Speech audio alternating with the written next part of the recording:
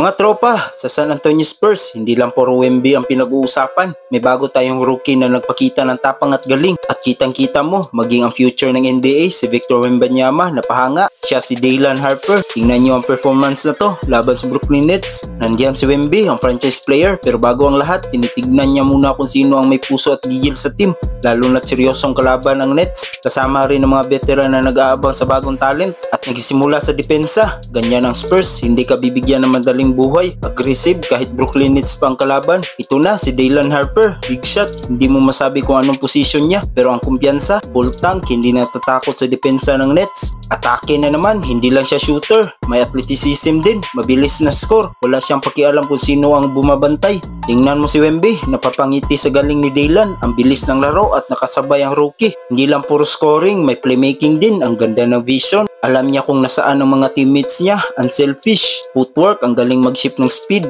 Floater, yan ang soft touch na kailangan sa NBA. Alley-oop, yan ang sign na nagtitiwala ang team sa iyo. Flashy and effective. Kaya pala humanga si Victor Wembanyama, ang energy, confidence at skill set ni Daylan Harper. Pang NBA talaga, tinalo niya ang kaba. Kayo, anong hula niyo sa career ni Daylan Harper? Magiging malaking parte ba siya ng Spurs future kasama si Wemby? Comment na sa baba.